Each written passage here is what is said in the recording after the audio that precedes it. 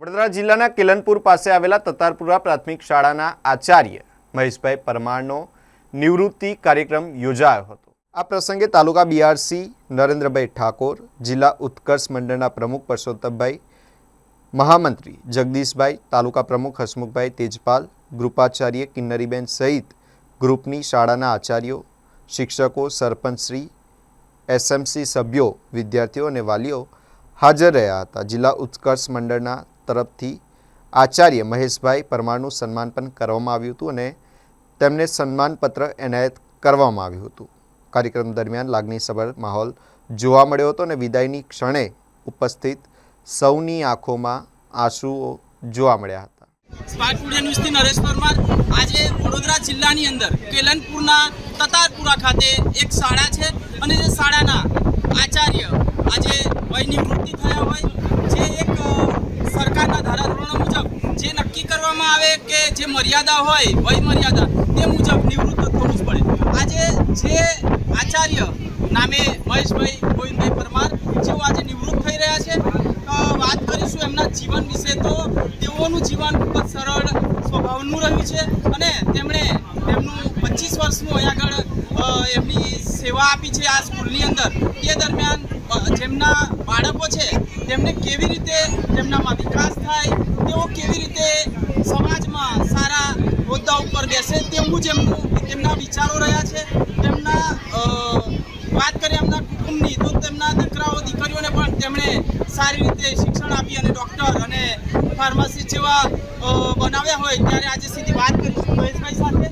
મહેશભાઈ, આજે તમારો નિવૃત્તિનો દિવસ છે, તમે કેવો અનુભવ કરી રહ્યા છો? આપે આ સ્કૂલની અંદર જે 25 વર્ષની ફરજ બજાવી તે દરમિયાન આપના અનુભવો કયા કયા રહ્યા છે?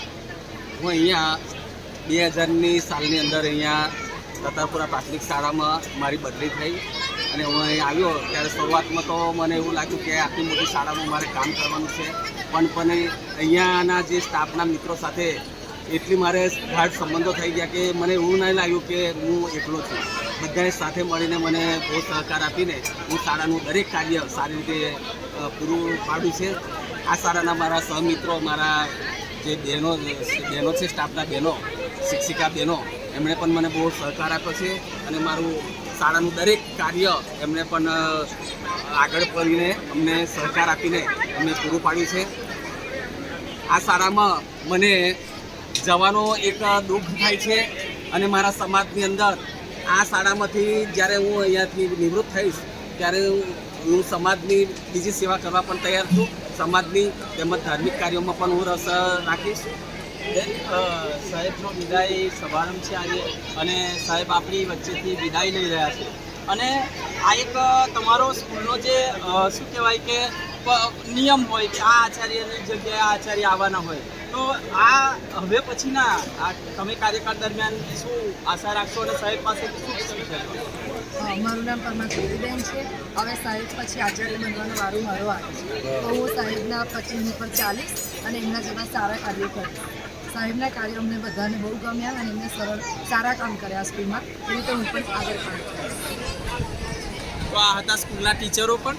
હવે વાત કરીશું કે આવા ટીચર હોય, આવા આચાર્ય થઈ અને વય નિવૃત્તિ લેતા હોય ત્યારે સમાજને પણ આવા વ્યક્તિઓ ખૂબ જ લાભ આપતા હોય છે, એમના અનુભવથી સમાજને પણ મદદરૂપ થતા હોય છે। બેન, તમે શું કહેશો? મારું નામ પરમાર નિશાબેન રમણીભાઈ છે। મેં મહેશભાઈ સાથે, અમારા સાહેબ સાથે 7 વર્ષ નોકરી કરી છે। તો મેં એટલું જોયું કે સાહેબે ઘણું બધું વિકાસના કાર્યો કર્યા છે અહીંયા અને આ શાળામાં અને ગામમાં એમણે ઘણા સારા કામ કર્યા છે, તો અમે એમને ઘણા યાદ કરીશું અને હવે પછીનું એમનું જે જીવન છે એ સારું જાય। એમની પાસેથી અમે ઘણું બધું શીખ્યા છીએ કે સમય પાલન કેવી રીતના કરવું, દરેક કામ કેવી રીતના કરવું, બધી જ બાબતમાં એમણે બધામાં એ આગળ રહ્યા છે અને એમના માર્ગદર્શનથી જ અમે હવે આગળ મળી શકીશું। મહેશભાઈ પરમાર, તતારપુરા પ્રાથમિક શાળા આચાર્ય શ્રી, વય નિવૃત્તિના કારણોસર તારીખ 31/5/2026થી વય નિવૃત્ત થતા હોવાથી એમના વય નિવૃત્તિના સમારોહમાં આજે ઉપસ્થિત રહેવાનું થયું। તે માટે તેઓને વડોદરા તાલુકા શિક્ષણ પરિવાર વતીથી વય નિવૃત્તિ બાદનું જીવન આરોગ્યમય, સુખમય, પ્રવૃત્તિમય રહે તે માટેની તાલુકા પરિવાર શિક્ષણ પરિવાર વતીથી ખૂબ ખૂબ શુભેચ્છાઓ પાઠવું। આજરોજ તતારપુરા પ્રાથમિક શાળાના આચાર્ય શ્રી મહેશભાઈ પરમારના વય નિવૃત્તિ સન્માન કાર્યક્રમ હતો અને અમે વડોદરા જિલ્લા પ્રાથમિક શિક્ષક ઉત્કર્ષ મંડળનો તમામ પરિવાર એમના શુભેચ્છા પાઠવવા માટે આવ્યા છીએ, કારણ કે એ મહેશભાઈ શ્રી પોતે વડોદરા જિલ્લા પ્રાથમિક શિક્ષક ઉત્કર્ષ મંડળના પાયાની ઈંટ સમાન છે અને એનો મંડળનો પાયો નાખવાની અહમ ભૂમિકા હોવાથી આજે અમે એમને શુભેચ્છા પાઠવવા માટે સમગ્ર ટીમ સાથે આવ્યા છીએ.